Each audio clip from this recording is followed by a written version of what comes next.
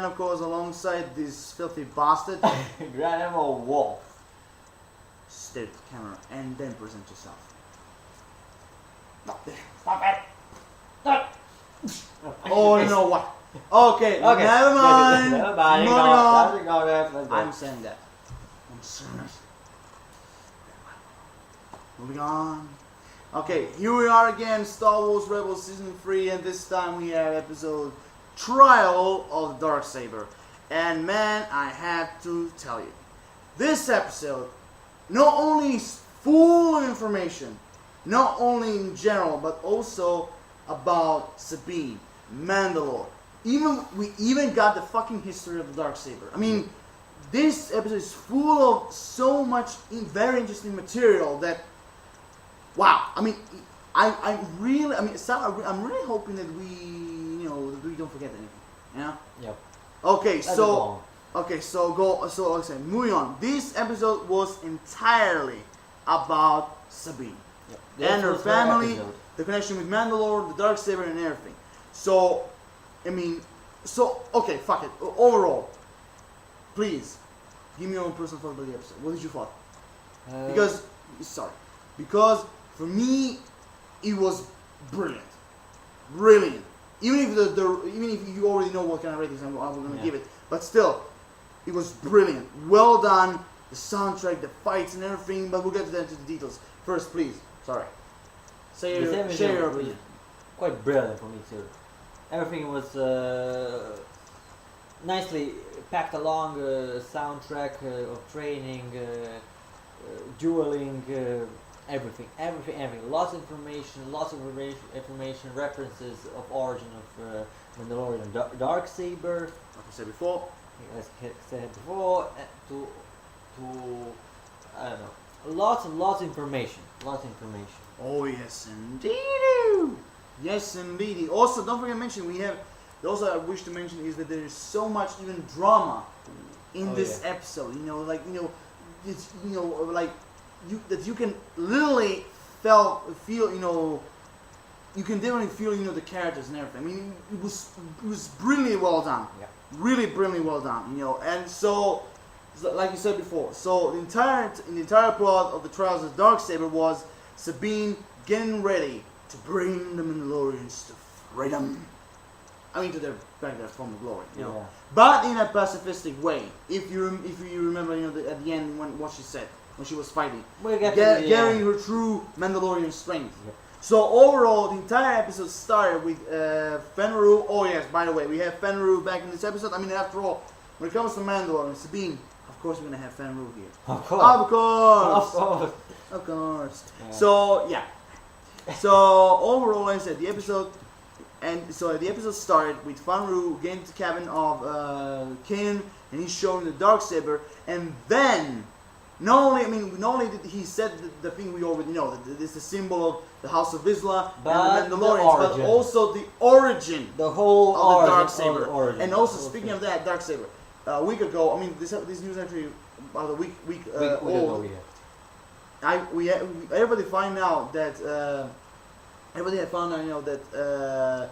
the Darksaber was created none other than from George Lucas. He was the one who created Darksaber. Even if, fair enough, that was a little bit irritating for me. But a lot of people were surprised that he was the one who created, because a lot of people thought that Dave Filoni built the Darksaber, but no, it was George Lucas. Moving on. So just to let you know, even if I think they already know. That was good. That was good. Okay. Moving on. Okay, so we find out the backstory of the Darksaber, which belonged thousands and thousands of years ago, and not only belong but also build up. The one who built the Darksaber, was none other than Tar Vizsla. The first and maybe Mandalorian. Only Mandalorian ever to be stepped in. I don't know. Order. Maybe he was the only one. I don't know. If there was any other Mandalorians who were Jedi's, but for now we shall see. For now he's the one that we know. Yeah. So Tar Vizsla, the creator of the Darksaber, and for now the first Mandalorian who ever entered the Jedi Order, and After and also after he used it, also we have the connection with with Pre-Vizsla when in the Clone Wars. Yep. Do you remember when he said that he took the Darksaber from the Jedi Temple, and to take it back? Only and to now, become symbol for whole Mandalore. no, before he put the symbol as for the House of Vizsla and the Death Watch. And Death Watch, but later it also become a symbol of Mandalore leadership. Yes, of the leadership. Yeah, of course. So so it was created, but it's like I said, the first Mandalorian who ever became a member of the Jedi Order, Tar Vizsla, and then after he passed down, the Jedi keep the Darksaber in their temple until the Mandalorians. I mean, I don't know if it was like Pre-Vizsla the one who took it or someone before. I don't know, but the point is, it was someone before. I mean, the point is there was a member of the Vizsla house. Yeah. Who took it, and then the House of and then after that, the Darksaber symbolized the name of House of Vizsla, and later Death Watch. And now after that, we have that Fanru and Kanan, they want Sabine to take back the Mandalorian name with the Darksaber, because like Fanru said, with that Darksaber, with Sabine leading it. With Sabine leading it, with Sabine having it, she can lead the entire Mandalore. But as Kanan said, she needs to be ready and know how to use it independently, because she will be challenged. Yeah, and speaking also of that, when it comes to the character of Sabine, in this episode, it is proven that she is 100% Mandalorian. Yeah. She's she's blocked, she's hard-headed, she's arrogant. She's so Mandalorian. She's so Mandalorian. So Mandalorian. It was kind of funny, but also at the same time, really, really well done. Like showing her true personality and everything. Also, I really like the fight that she had in her mind. Or like does she have to take the Darksaber or leave it? Because she had. Exactly. I really like her conflicts in her mind. What to do about the Darksaber and everything. Because at the beginning, we understand that she didn't want to take the Darksaber, or should I say, take the responsibility to lead her people. Until the end, when we understand, why. Why?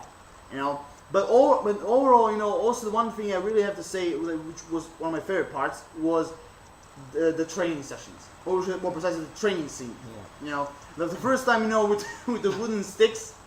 They were like how Kanan called it, the training sabers. Yeah, training sabers. Yeah. They were, even Hera, said that piece of wood that humans have made. Yeah. That was kind of really funny. Really funny. Which also, before I get that, I really also want to mention that also we have some, trailers of the family matters. When it comes to in this episode, not only including. Sabine's family, but also Hera's family and Ezra's. Yeah. And especially about Ezra, because what he said to her. That was a bullseye. That was bang. There were shots fired. Yeah. Shots fired.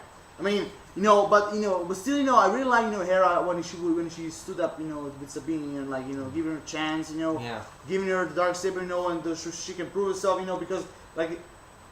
because like Hera said, she wasn't the only one, who had a family who didn't believe in her. Yeah. And the problem of leading the people. Yeah, I mean, fair enough. Even in the second season, we understand that when Cham Syndulla, came in the second season. That's one of the proofs. And so overall, like I said, I really love the training scenes. And the between soundtrack in the background. Between Ezra and Sabine and Kanan and Sabine, and like you said. The soundtrack. From the moment of the beginning of the train to the end, the soundtrack was really well used, really well done.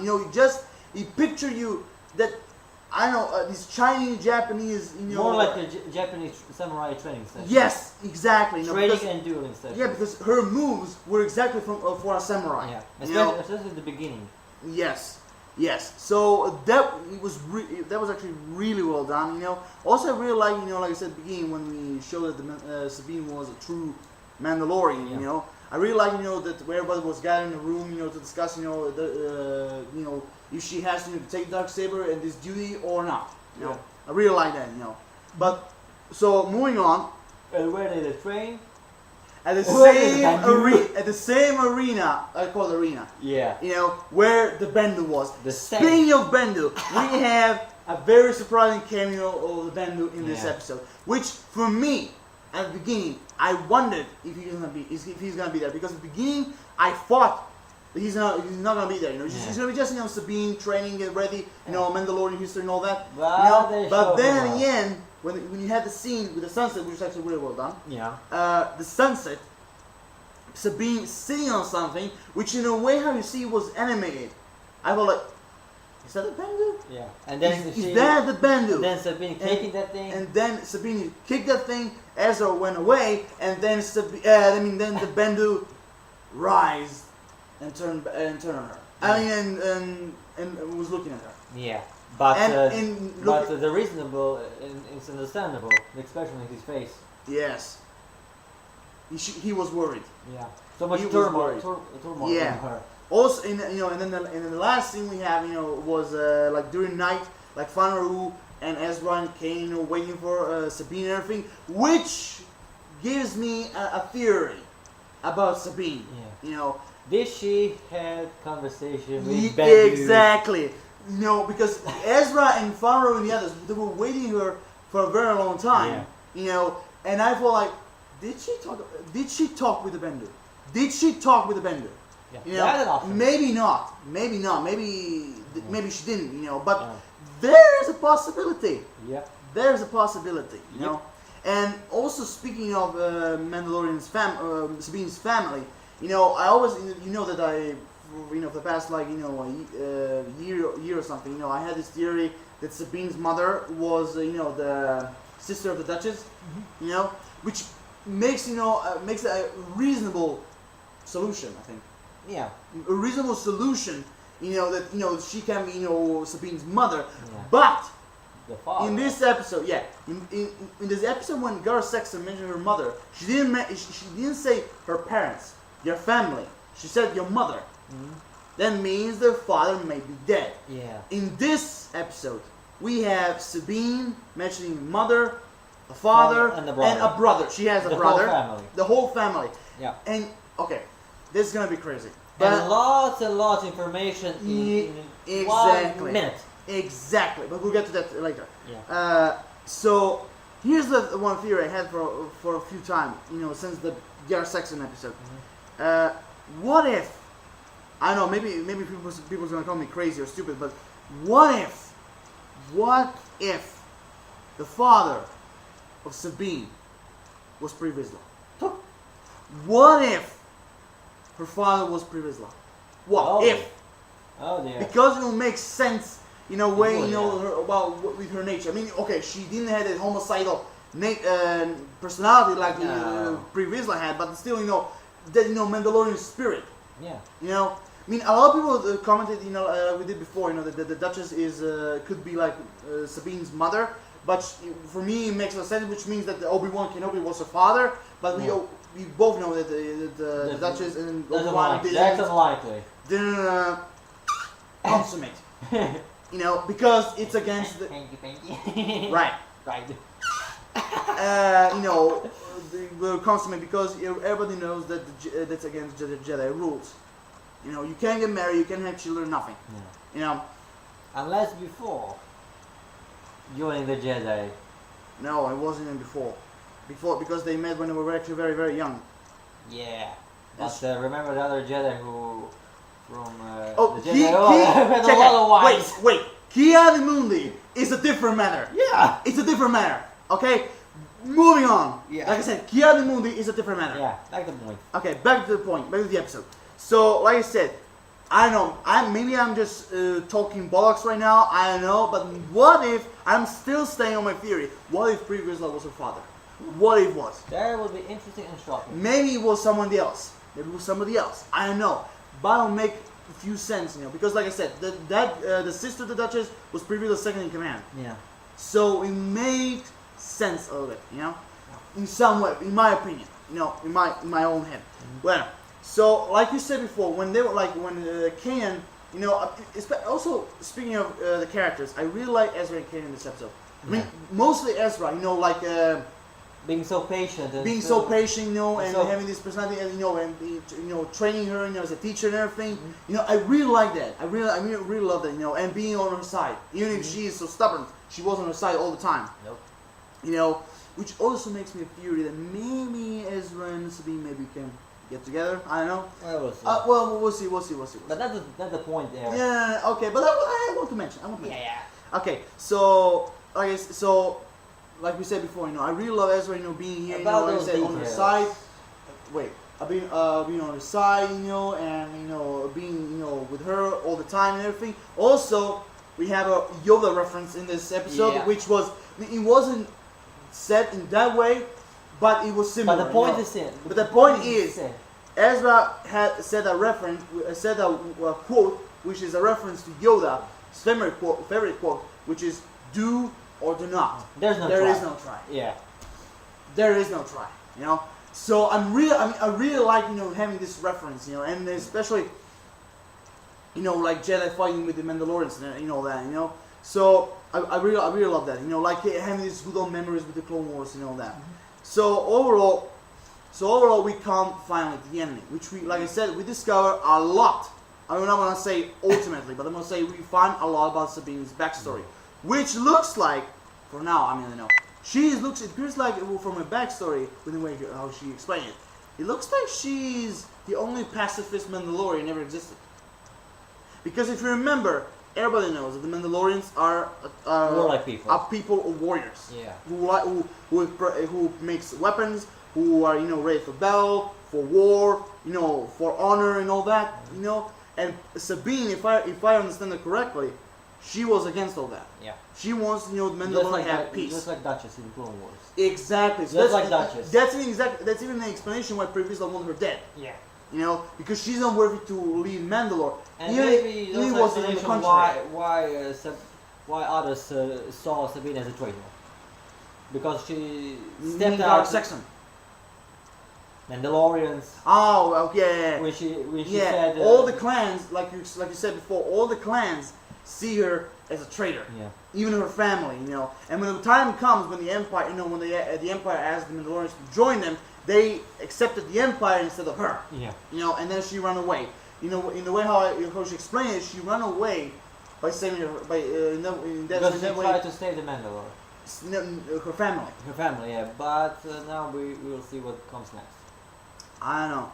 And maybe explanation about her theory about her mother being blackmailed from the Empire. Yeah, because Gar Saxon mentioned, you know, that she joined the Empire. She joined the Empire. That's you know, and Sabine said you didn't give her much choice. Yeah. So it could be an explanation that she was like blackmailed or forced to join them. I mean, fair enough. Who willingly joined the Empire? I mean, everybody and most everyone joined forcibly with the Force. So forcibly. So. Or maybe because of fear. Like I said, that's what I said. They were forced to join them. Yeah. Which when you said forced, which also connects with fear. Yeah. So you know, so somehow, you know, I can definitely see her mother being blackmailed and everything, but still, like I said, we find a lot of information about Sabine, not entirely, because we still have to wait who are Sabine's parents and everything. Because a lot of people, like I said, a lot of people like me are theorizing that her mother was the sister of the Duchess, which, like I said, makes very much sense, you know, and everything. So overall, we shall see. But overall, at the end, also one thing I really want to mention is when Fanru made her the gift, the hand braces, the Mandalorian hand braces. They're the same ones that Death Watch had. The same ones that Death Watch and previously had, which was really great, really well done. You know, in the way how, you know, she used it and everything.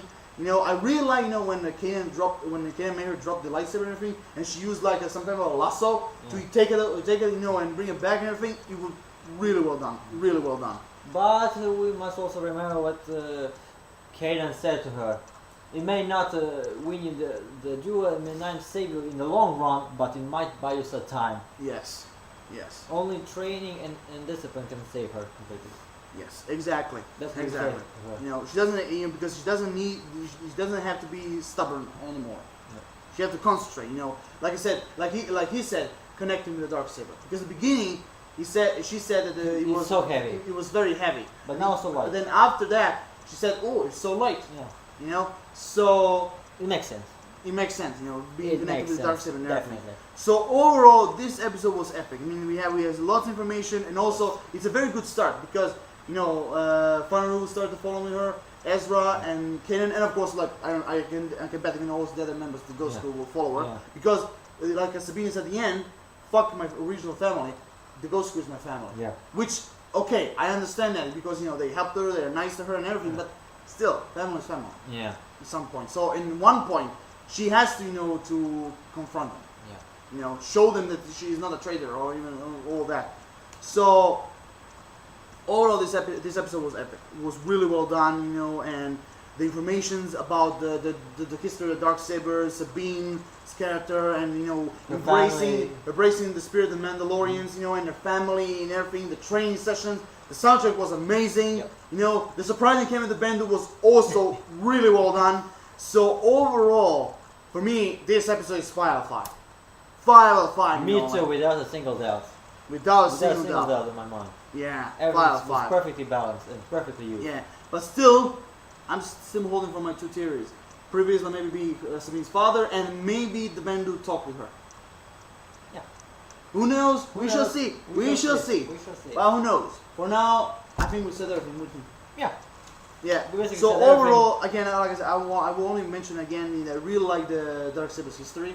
You know, and like the first Mandalorian ever entered. You know, the Jedi Order and everything. So overall, here we are done. Do you wish to have? Do we have anything to say more before we? Well, I also agree with you that the flashbacks of origin of Darksaber was very well made, and what is also excellent point here is Sabine's resolve and sudden change from Yes. at the start she didn't care. she didn't care, but she completely rejected. Because she was afraid. She was what afraid. happened. But then, in the end, she realized she has no choice. She will do it, but only for those crew. Yeah. Or at the beginning for her, but then at the end, I can definitely see that It's all it the will sudden be- change. Yeah. There you can see her resolve in her tone, her voice when she was talking to Kanan when you were. Exactly. That's it. So yeah, like I said, the entire episode was about Sabine and Mandalorians and all that, and was really well done. Yep. So it's 5 out of 5 for me, and Yakuza. 5 out of 5 for me too. Okay, fair enough. So overall, guys, here we are done. Rate the video, comment, subscribe, give thoughts and what you personally think about the trials of Darksaber. Personal thought about the Mandalorians, about Sabine's history, about her family, you know, about the jewels and all that. Give me your own personal and general thoughts about the entirety of the episode. Drop us a like, we really appreciate it. Also, you can follow me on Instagram, Twitter, and Facebook. Peace everyone, have an awesome rest of the day. Laurel Shells, like always, signing off. Random Wolf, sign off. See you next time. May the force be with you. As always.